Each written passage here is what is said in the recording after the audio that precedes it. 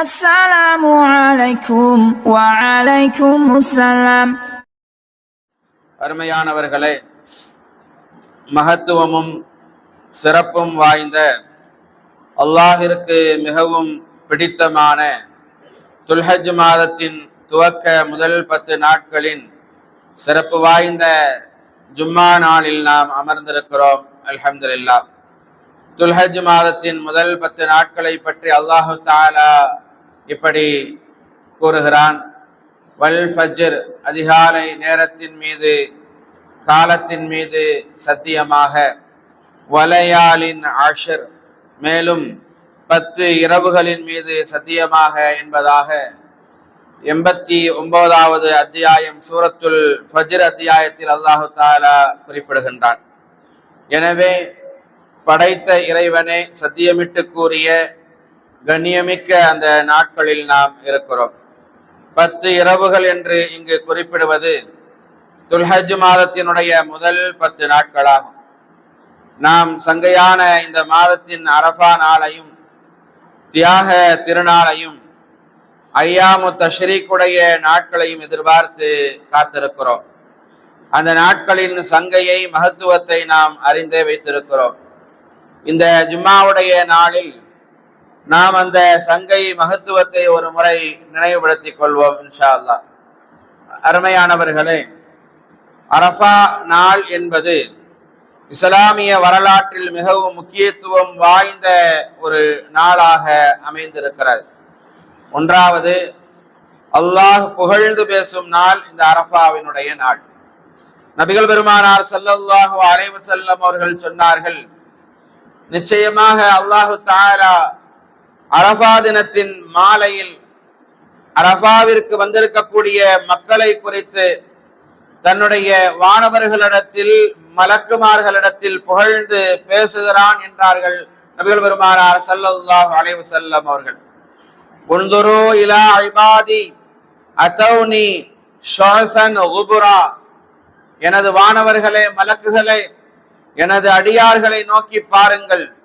அவர்களில் அந்தஸ்து உள்ளவர்கள், அந்தஸ்து இல்லாதவர்கள் என அனைவரும் பரட்டை தலையுடையவர்களாகவும் புழுதி படிந்தவர்களாகவும் என்னிடம் வந்திருக்கிறார்கள் என்று அல்லாஹ் சுப்ஹானஹு தஆலா கூறுகிறான் என்பதாக நபிகள் பெருமானார் ஸல்லல்லாஹு அலைஹி வஸல்லம் அவர்கள் கூறினார்கள்.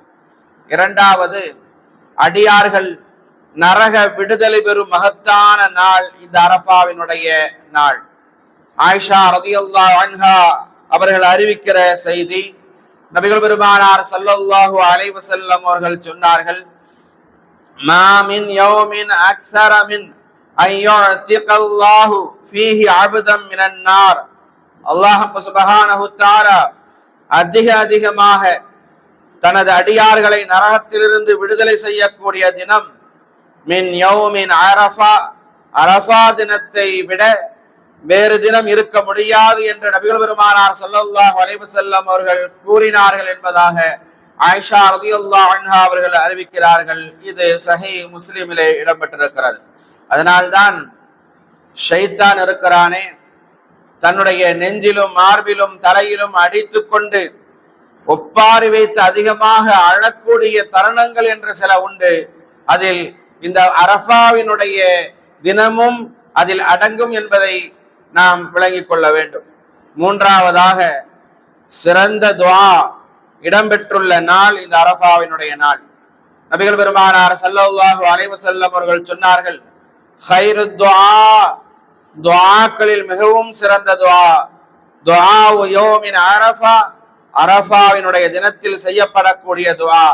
வ கைரு மா குல்து அன வன் நபிய்யூன மின் கப்லி, நபிகள் பெருமானார் ஸல்லல்லாஹு அலைஹி வஸல்லம் அவர்கள் சொன்னார்கள், நானும் எனக்கு முன் வந்த நபிமார்களும் கூறிய வார்த்தைகளில் மிகச்சிறந்த வார்த்தை லா இலாஹ இல்லல்லாஹ் வஹ்தஹு லா ஷரீக லஹு லஹுல் முல்க் வ லஹுல் ஹம்து வ ஹுவ அலா குல்லி ஷைஇன் கதீர் என்பதாக நபிகள் பெருமானார் ஸல்லல்லாஹு அலைஹி வஸல்லம் அவர்கள் சொன்னார்கள். இது திருமதியிலே, முஸ்னத் அஹமதிலே பதிவு செய்யப்பட்டிருக்கிறது. அருமையானவர்களே, நான்காவதாக இந்த தீனுல் இஸ்லாம் பரிபூரணமாக்கப்பட்ட நாள் இந்த அரஃபாவினுடைய நாள் தான். அரஃபாவினுடைய தினத்தில் தான் அல்லாஹ் சுப்ஹானஹு தஆலா இந்த இஸ்லாமிய மார்க்கத்தை பரிபூரணப்படுத்தினான், முழுமைப்படுத்தி கொடுத்தான்.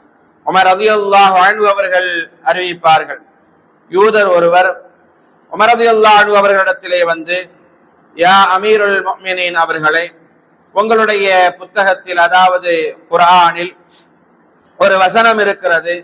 இந்த வசனம் யூதர்களாகிய எங்கள் மீது இறக்கப்படவில்லை. எங்கள் மீது அது இறங்கி இருந்தால் அந்த நாளை நாங்கள் பெருநாளை போன்று கொண்டாடி இருப்போம் என்பதாக கூறினார். அப்பொழுது அதை கேட்டுக்கொண்டிருந்த உமர் இப்னு கத்தாப் ரலியல்லாஹு அன்ஹு அவர்கள் கேட்டார்கள், அது எந்த வசனம் என்பதாக கேட்டதற்கு அந்த யூதர் சொன்னார், அல் யௌம அக்மல்து லக்கும் தீனக்கும் வ அத்மம்து அலைக்கும் நிஅமதி வ ரதீது லக்குமுல் இஸ்லாம தீனா. இன்றைய தினம் உங்களுக்காக உங்களுடைய மார்க்கத்தை நான் பரிபூரணமாக்கி வைத்து விட்டேன் என்பதாக அல்லாஹ் சொன்னானே. வ அத்மம்து அலைக்கும் நிஅமதி, என்னுடைய அருட்படையை உங்கள் மீது முழுமையாக்கி வைத்து விட்டேன். வ ரதீது லக்குமுல் இஸ்லாம தீனா, இன்னும் உங்களுக்காக இஸ்லாத்தை மார்க்கமாக நான் அங்கீகரித்துக் கொண்டேன், பொருந்திக் கொண்டேன் என்பதாக சொன்ன சூரத்துல் மாயிதாவினுடைய 3வது வசனம் இருக்கிறது, அதுதான் என்பதாக அந்த யூதர் ஓதி காட்டினார். உமர், அப்பொழுது உமர் ரலியல்லாஹு அன்ஹு அவர்கள் சொன்னார்கள், قد عرفنا ذلك اليوم والمكان الذي نزلت فيه على النبي صلى الله عليه وسلم. அல்லாஹ்வின் மீது சத்தியமாக இந்த வசனம் எப்பொழுது நபிகள் பெருமானார் ஸல்லல்லாஹு அலைஹி வஸல்லம் அவர்களுக்கு அல்லாஹ் தஆலா இறக்கி கொடுத்தான் என்று எனக்கு தெரியும். வஹுவ காயிமுன் பி அரஃபத யௌம ஜும்ஆ, நிச்சயமாக இந்த வசனமானது நபிகள் பெருமானார் ஸல்லல்லாஹு அலைஹி வஸல்லம் அவர்கள் அரஃபா தினத்தன்று அரஃபாவில் நின்று கொண்டிருந்த பொழுது அல்லாஹ் நபிகள் பெருமானார் ஸல்லல்லாஹு அலைஹி வஸல்லம் அவர்களுக்கு இந்த வசனத்தை இறக்கி கொடுத்தான். அந்த அரஃபாவினுடைய தினம் ஜும்மா தினமாக இருந்தது என்று உமர் ரலியல்லாஹு அன்ஹு அவர்கள் கூறினார்கள் என்கிற செய்தியை புகாரியிலே முஸ்லிமிலே நம்மால் பார்க்க முடிகிறது. அருமையானவர்களே, இந்த அரஃபா தினத்தில் நோன்பு வைப்பதை நபிகள் பெருமானார் ஸல்லல்லாஹு அலைஹி வஸல்லம் அவர்கள் நமக்கு சுன்னத்தாக ஆக்கி தந்தார்கள். இன்று சமூகத்தில் சிலர் அரஃபா நோன்பு குறித்து பெரும் குழப்பத்தை உண்டு பண்ணி வருகிறார்கள், நாம் பார்க்கிறோம். அரஃபாவில் இருக்கக்கூடிய ஹாஜிகள் நோன்பு வைக்க தேவையில்லை. நபிகள் பெருமானார் ஸல்லல்லாஹு அலைஹி வஸல்லம் அவர்கள் அரஃபாவினுடைய அந்த மைதானத்தில் இருக்கிற போது முஹம்மது ஸல்லல்லாஹு அலைஹி வஸல்லம் அவர்களுடைய மனைவி மைமுனா ரலியல்லாஹு அன்ஹா அவர்கள் நபிகள் பெருமானார் ஸல்லல்லாஹு அலைஹி வஸல்லம் அவர்களுக்கு குடிப்பதற்காக வேண்டி அவர்கள் நோன்பு வைத்திருக்கிறார்களா இல்லையா என்பதை அறிந்து கொள்வதற்காக பால் கொடுத்து அனுப்புகிறார்கள். அரஃபாவினுடைய மைதானத்தில் இருந்த நபிகள் பெருமானார் ஸல்லல்லாஹு அலைஹி வஸல்லம் அவர்கள் அந்த பாலை வாங்கி பருகினார்கள். அப்பொழுது சொல்லப்படுகிறது, அதன் மூலமாக நபிகள் பெருமானார் ஸல்லல்லாஹு அலைஹி வஸல்லம் அவர்கள் அரஃபாவினுடைய மைதானத்தில் இருந்த பொழுது அவர்கள் நோன்பு வைக்கவில்லை என்பதை அதன் மூலமாக நாங்கள் ஊர்ஜிதப்படுத்திக் கொண்டோம்.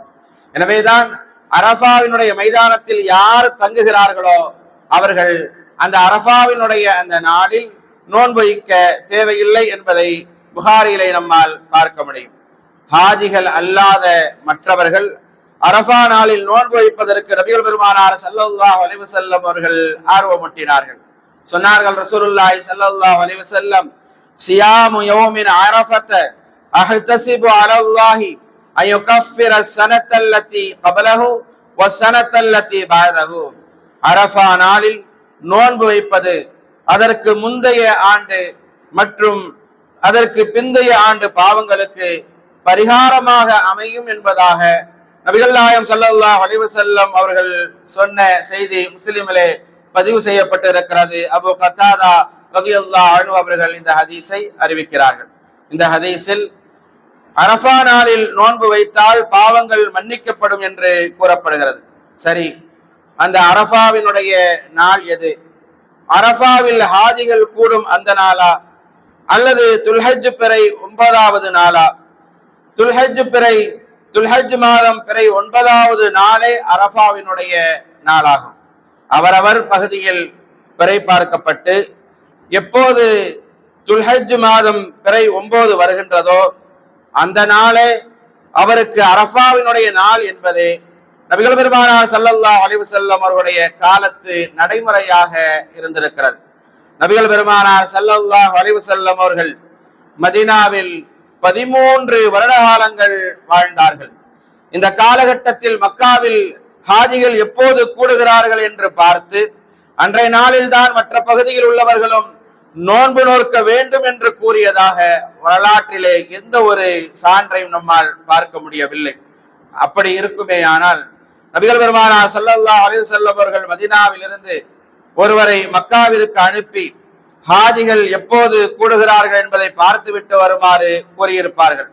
அவர் வந்த பிறகு அந்த நாளில் நோன்பு நோற்றிருப்பார்கள். அப்படி எதுவும் நடந்ததாக வரலாற்றில் எங்கும் குறிப்புகள் இல்லை.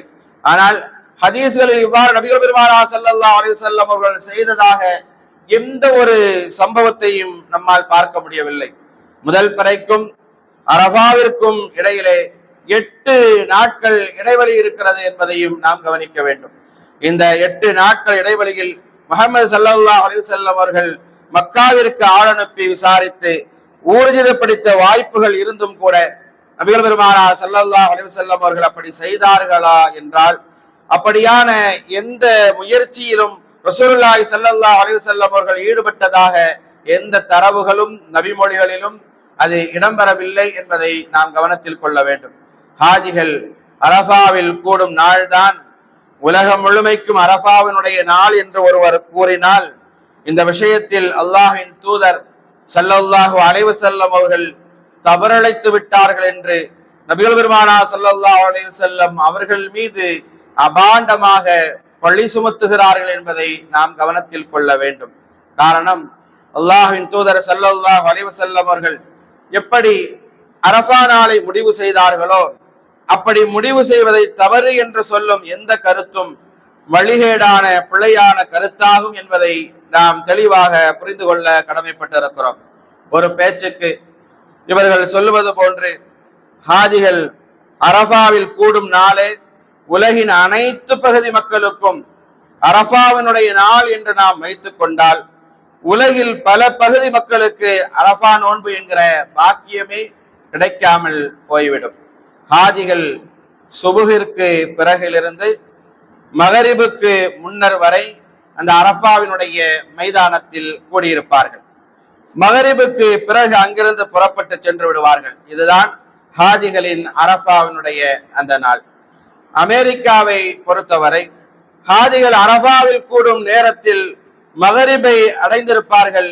ஹாஜிகள் அரஃபாவை விட்டு வெளியேறும் போது அமெரிக்காவில் சுபுகு நேரத்தை அவர்கள் அடைவார்கள்.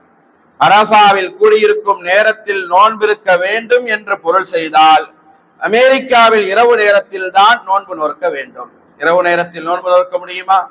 அல்லாஹ் கூறுவது போல் சுபுகு நேரத்தில் இருந்து மகரிப் வரை நோன்பிருக்க வேண்டுமா? அல்லது இவர்கள் கூறுவது போல் மகரிபிலிருந்து சுபுகு வரை நோன்பிருக்க வேண்டுமா என்பதை கொஞ்சம் யோசித்து பார்க்க கடமைப்பட்டிருக்கிறோம். இஸ்லாம் உலகளாவிய மார்க்கம், அனைவருக்கும் பொதுவான மார்க்கம் இஸ்லாம். இந்த அடிப்படையில் அமெரிக்க முஸ்லிம்களுக்கு நாம் ஒரு வழியை சொல்லியாக வேண்டும்.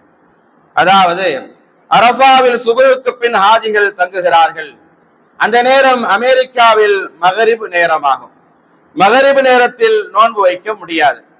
அதற்கு பின் வருகிற சுபுகு நேரத்திலிருந்து நோன்பை அவர்கள் பிடிக்க வேண்டும் என்றுதான் கூறியாக வேண்டும். அவ்வாறு கூறினால் அமெரிக்க மக்கள் சுபுகை அடைந்து நோன்பு பிடிக்கும் போது ஹாஜிகள் அரஃபா நாளை முடித்து பெருநாள் இரவை அவர்கள் அடைந்திருப்பார்கள். அமெரிக்க முஸ்லிம்களை பொறுத்தவரை சவுதியில் பெருநாள் இரவை அடையும் போதுதான் அரஃபா நோன்பு நோக்க வேண்டும் என்ற நிலை அங்கே அவர்களுக்கு ஏற்படுகிறது. நோன்பு நோற்பது ஹராமாக்கப்பட்ட பெருநாளில் நோன்பு நோற்பது ஹராமாக்கப்பட்ட அந்த பெருநாளில் நோன்பு நோக்க சொல்ல போகிறார்களா என்பதை நாம் கேள்வியாக வைக்கிறோம். அல்லது அமெரிக்க முஸ்லிம்களுக்கு மட்டும் அரஃபா நோன்பு கிடையாது என்று கூறப்போகிறார்களா என்கிற ஒரு வினாவும் இங்கே எழுப்பப்படுகிறது. ஹாஜிகள் அரஃபாவில் தங்கும் போதுதான் நோன்பு பிடிக்க வேண்டும் என்று தவறான பொருள் கொண்டதால் தான் இந்த விபரீதம் ஏற்படுகிறது. அதே போல அமெரிக்க முஸ்லிம்கள் சுபுக நேரத்திலிருந்து மகரிபு நேரம் வரும் வரை நோன்பிருந்தால் ஒன்று ஹாஜிகள் அரஃபாவில் கூடுவதற்கு முன்னால் நோன்பு வைக்க வேண்டும், அல்லது ஹாஜிகள் அரஃபாவை விட்டு வெளியேறி யௌமுன் நஹர் பெருநாளை அடைந்த பின்னால் அவர்கள் நோன்பு நோக்க வேண்டும். எப்படி பார்த்தாலும் அரஃபாவில் ஹாஜிகள் கூடியிருக்கும் நேரத்தில் நோன்பு வைக்க வேண்டும் என்பது உலகத்தின் ஒரு பகுதி மக்களுக்கு சாத்தியமில்லாதாக அமைந்து விடுகிறது. நபிகள் பெருமானார் ஸல்லல்லாஹு அலைஹி வஸல்லம் அவர்களின் போதனை உலக மக்கள் அனைவருக்கும் பொருந்தக்கூடியது என்பதை நாம் மறந்துவிடக் கூடாது. உலகின் ஒரு பகுதி மக்களுக்கு அது பொருந்தவில்லை என்றால் அந்த போதனையில் தவறு இருக்காது. நாம் விளங்கி கொண்டதுதான் தவறு என்ற முடிவுக்குத்தான் நாம் வந்தாக வேண்டும். நாம் புரிந்து கொள்ள இலகுவான ஒரு வழியை சொல்ல வேண்டும் என்று சொன்னால், அல்லாஹு தாலா குர்ஆனில் கூறுகிறான், ஃபமன் ஷஹித மின்குமுஷ் ஷஹ்ர ஃபல்யஸும்.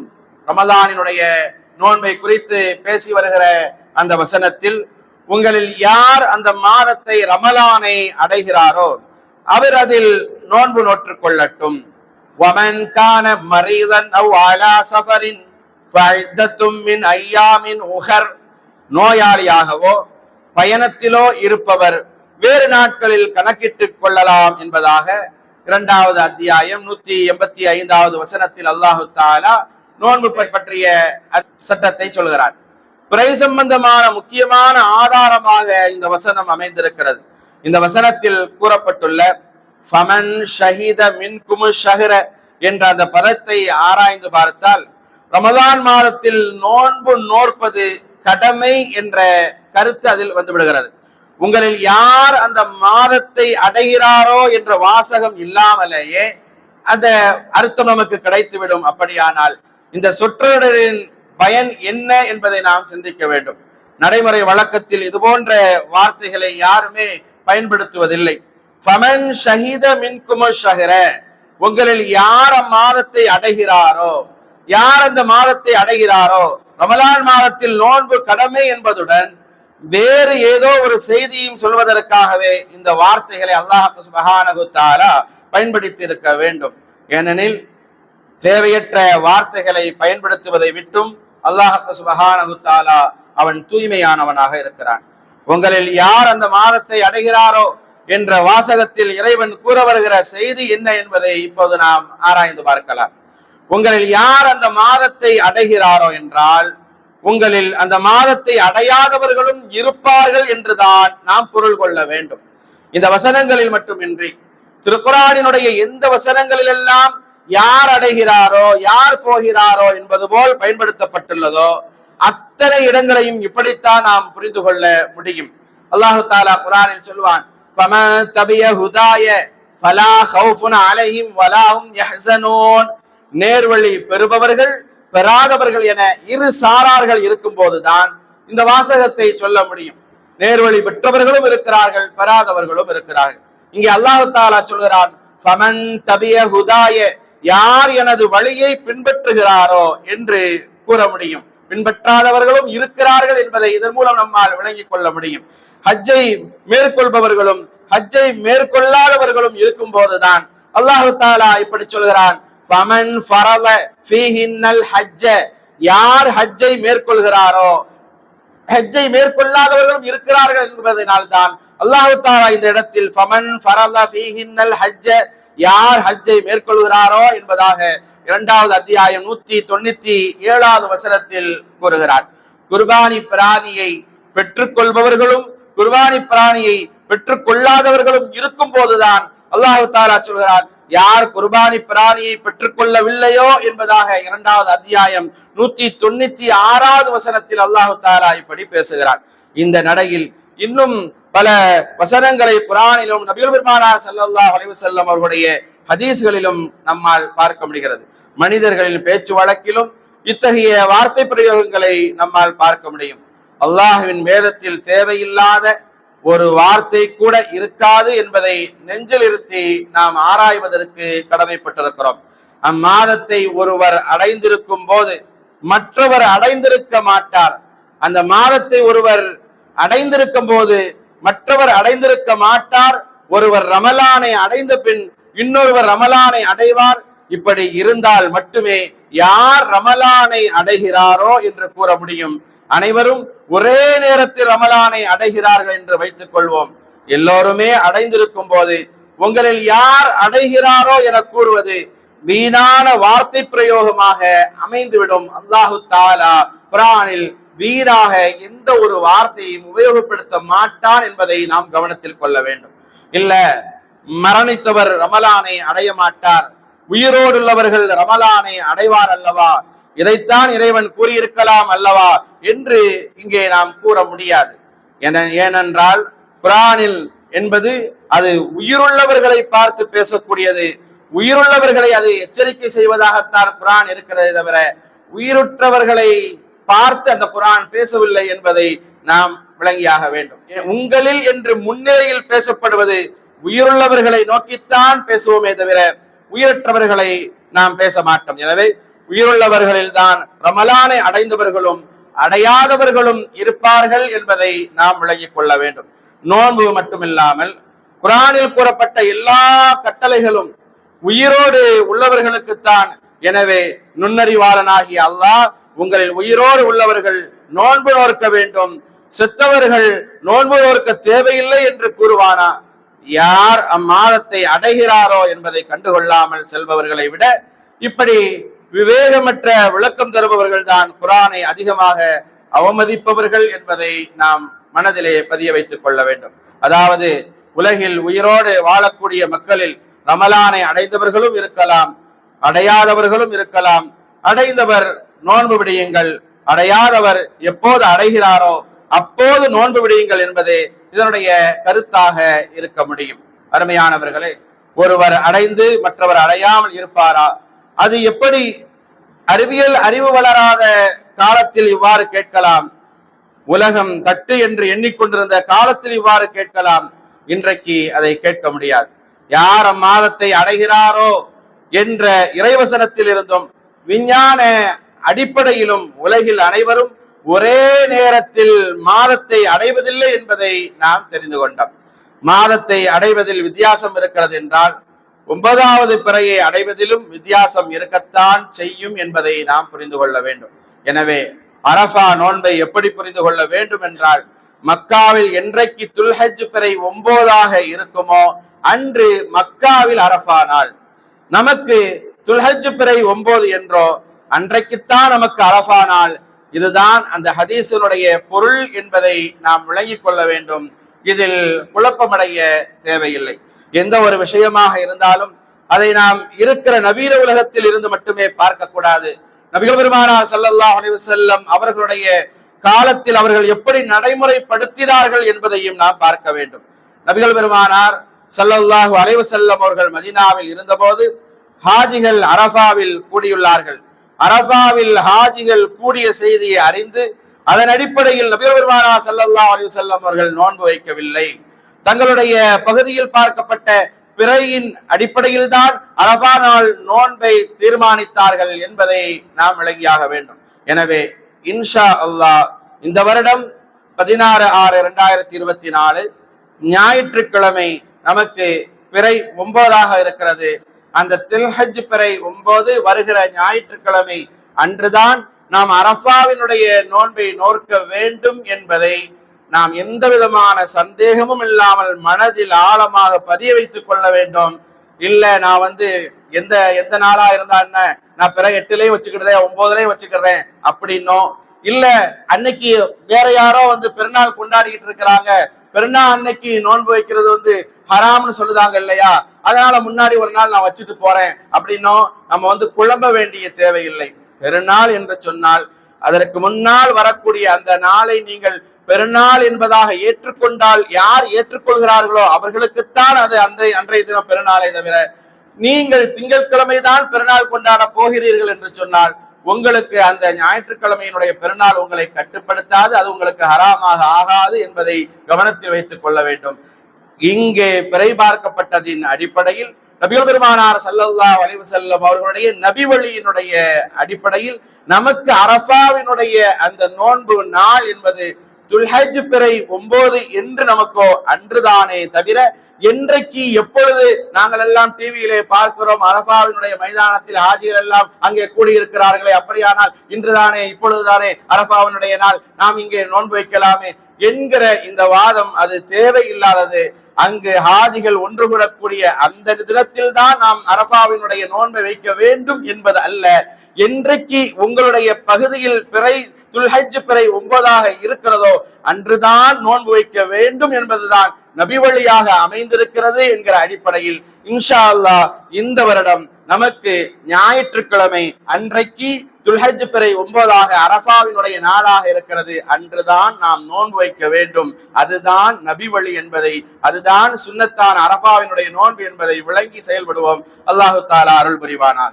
அருமையானவர்களே, ஐயாமு தஷ்ரீக்குடைய நாட்களில் தக்பீர் சொல்வதை நபிகள் பெருமானார் ஸல்லல்லாஹு அலைஹி வஸல்லம் அவர்கள் நமக்கு கற்றுத் தந்திருக்கிறார்கள். அல்லாஹு தஆலா சொன்னான், வذ்குருல்லாஹ ஃபீ அய்யாமின் மஅதூதாத், அல்லாஹ்வின் பெயரை எண்ணப்பட்ட நாட்களில் நீங்கள் கூறுங்கள். சூரா பக்ராவினுடைய 203வது வசனத்திற்கு விளக்கம் தருகிற அறிஞர் பெருமக்கள், எண்ணப்பட்ட நாட்கள் என்பது துல்ஹஜ் மாதத்தினுடைய 9 பிறை 9, 10, 11, 12, 13 வரைக்கும் உள்ள அசர் வரையிலான ஐயாமு தஷ்ரீக்குடைய நாட்கள் இந்த நாட்கள் ஆகும் என்பதாக நமக்கு சொல்லித் தருகிறார்கள். இது இப்னு உமர் ரலியல்லாஹு அன்ஹு மற்றும் பெரும்பாலான அறிஞர்களுடைய கருத்தாக அமைந்திருக்கிறது. பொதுவாக அல்லாஹ்வை நினைவு கூறுதல், தஷ்ரீக் நாட்களில் அதிக திக்ரு செய்வது அது முஸ்தஹப், விரும்பத்தக்கது என்பதை நாம் விளங்கிக் கொள்ள வேண்டும். அப்துல்லா இப்னு உமர் ரலியல்லாஹு அன்ஹு, அபு ஹுரைரா ரலியல்லாஹு அன்ஹு ஆகிய இரு நபித்தோழர்களும் துல்ஹஜ் மாதத்தினுடைய அந்த 10 நாட்களிலும் அவர்கள் கடைவீதிகளுக்கு சென்று தக்பீர் கூறுவார்கள். அவ்விருவரும் தக்பீர் கூறுவதை செவியுற்ற மக்களும் அவர்களோடு சேர்ந்து தக்பீர் கூறுவார்கள் என்கிற செய்தியை புகாரியிலே நம்மால் பார்க்க முடியும். அதே போல உமர் ரலியல்லாஹு அன்ஹு அவர்கள் மினாவில் தனது கூடாரத்தில் தங்கியிருக்கிற போது அவர்கள் உரத்த குரலில் தக்பீர் சொல்லக்கூடியவர்களாக இருந்தார்கள். அவர்களை தொடர்ந்து பக்கத்தில் இருக்கக்கூடியவர்களும் சப்தமாக தக்பீர் சொன்னார்கள் என்கிற செய்திகளையும் ஹதீஸ்களில் நம்மால் பார்க்க முடிகிறது. இப்னு உமர் ரலியல்லாஹு அன்ஹு அவர்கள் மினாவில் ஒவ்வொரு தொழுகைக்கு பிறகும் கூடாரத்திலும் படுக்கையிலும் மஜ்லிஸிலும் அனைத்து நாட்களிலும் தக்பீர் சொல்லக்கூடியவர்களாக இருந்தார்கள் என்கிற செய்தியையும் புகாரியிலே நிறைய ஹதீஸ்களில் நம்மால் பார்க்க முடிகிறது. தக்பீர் சொல்வது எதற்காக என்று சொன்னால், வலிதுகப்பிருல்லாஹ அலா மா ஹதாக்கும் வலஅல்லக்கும் தஷ்குரூன், உங்களுக்கு நேர்வழி காட்டியதற்காக, அல்லாஹ்வின் மகத்துவத்தை நீங்கள் போற்றி நன்றி செலுத்துவதற்காகவே அல்லாஹ் இதன் மூலம் நாடுகிறான் என்பதாக 2வது அத்தியாயம் 185வது வசனத்தில் அல்லாஹ் தஆலா குறிப்பிடுகிறார். ஒரு முஸ்லிமுடைய வாழ்வில் தக்பீர் அதிகம் தொடர்புடைய மகத்தான வார்த்தையாக அமைந்திருக்கிறது. நாம் அதிகமாக தக்பீர் சொல்ல கடமைப்பட்டிருக்கிறோம். பிறந்த குழந்தையாக இருக்கும் நிலையில் காதுகளில் ஒலிக்கப்படுவதில் ஆரம்பித்து குழிக்குள் அடக்கம் செய்யப்படும் முன்பு வரைக்கும் ஜனாசா தொழுகை வரை வாழ்வில் தக்பீர் தொடர்ந்து நமக்கு வந்து கொண்டே இருக்கிறது. மகிழ்ச்சியின் அடையாளமாக அந்த தக்பீர் இருக்கிறது. வீரத்தை பறைசாற்றும் முகமாக தக்பீர் திகழ்கிறது. வெற்றி வாகை சூடும் போது எழுச்சி குரலாக தக்பீர், எதிரிகளின் அச்சத்தின் போது அபய குரலாக அந்த தக்பீர், தொழுகையின் அணிகலனாக தக்பீர், ஹஜ்ஜின் கம்பீர முழக்கமாக அந்த தக்பீர், குர்பானியின் ஓர் அங்கமாக என்று தக்பீரின் முழக்கம் என்பது நீண்ட பட்டியலை கொண்டதாக அமைந்திருக்கிறது. நாளொன்றுக்கு ஒரு இறைநம்பிக்கையாளர் கடமையான மற்றும் உபரியான தொழுகை மூலமாக மட்டுமே அவர் 342 முறையும், அதோடு 5 நேர தொழுகைகளுக்கு பிறகு தூங்கும் முன்பு என அவர் 6 × 34 204 தடவை, அத்தோடு அவர் பாங்குக்கு வழக்கமாக பதில் கூறுபவராக இருந்தால் 30 முறை என மொத்தமாக 596 முறை அவர் ஒரு மனிதர் தக்பீர் சொல்கிறார். இந்த உலகில் இந்த பெரும் பாக்கியம் தொழுகையில் யார் இஹ்லாஸாக ஈடுபடுகிறார்களோ அப்படிப்பட்ட அந்த இறை நம்பிக்கையாளரை தவிர வேறு எவருக்கும் கிடைப்பதில்லை. ஐயாமு தஷ்ரீக்குடைய நாட்கள் என்பது மிக புனிதமான நாட்கள். அதிகமான நன்மைகளை வாரி நமக்கு இறைத்து தரக்கூடிய நாட்களாக அந்த நாட்கள் அமைந்திருக்கிறது. மற்ற நாட்களில் கூட நாம் அந்த ஜமாத்தினுடைய தொழுகையில் பொதுபோக்காக நாம் இருக்கக்கூடாது, இருந்து விடுகிறோம் என்றால் அப்படிப்பட்ட நாம் இந்த ஐயாமு தஷ்ரீக்கினுடைய இந்த நாட்களில் ஜமாத்தினுடைய அந்த தொழுகைகளில் அந்த தக்பீர்களில் அதிகமாக நாம் கவனமாக இருக்க வேண்டும். பள்ளிவாசலில் வந்து அந்த நாட்களில் நாம் தொழுகை நிறைவேற்றக்கூடியவர்களாக இருக்க வேண்டும். மற்ற நாட்களை விட அதிகமாக இந்த ஐயாமு தஷ்ரீக்கினுடைய நாட்களுக்கு ஜமாத்தினுடைய தொழுகைக்கு இமாம் தக்பீர் சொல்லுகிற போது நாமும் எல்லோரோடும் சேர்ந்து தக்பீர் சொன்னோம் என்று சொன்னால் நம்முடைய தக்பீரும் மலக்குகளும் கூட சேர்ந்து நமக்கு தக்பீர் சொல்கிறார்கள். அவர்களுடைய தக்பீரும் சேருகிற போது நம்முடைய வாழ்வு அது வளமானதாக அமையும். அதிகமான நன்மைகளை பெற்றுத்தரக்கூடிய நாளாக அந்த ஐயாமு தஷ்ரீக்கினுடைய அந்த தக்பீருடைய அந்த நாட்கள் இருக்கிறது என்கிற போது அதில் அதிகமாக நாம் கவனம் செலுத்த வேண்டும். அதை நாம் அலட்சியப்படுத்தி விடக் கூடாது என்பதை உங்களுடைய மனதிலே பதிய வைத்துக் கொள்கிறேன். தக்பீரை அல்ஹம்துலில்லாஹ் அதிகப்படுத்துவோம். துல்ஹஜ் பிறை 9 நாம் நோன்பு வைப்போம். பல பெருநாட்களை பல சிறப்புக்குரிய நாட்களை சந்திக்கும் மக்களாக அல்லாஹ் சுப்ஹானஹு வ தஆலா நம்மை தேர்ந்தெடுத்துக் கொள்வானாக. புனிதமான நாட்களை பயன்படுத்திக் கொள்வோம். இறைவன் அருள் புரிவானாக. ஆமீன். வாஹிரு தஅவானா அனில் ஹம்துலில்லாஹி ரப்பில் ஆலமீன். எங்களின் பாவம் நீங்கிடச் செய்வாயே.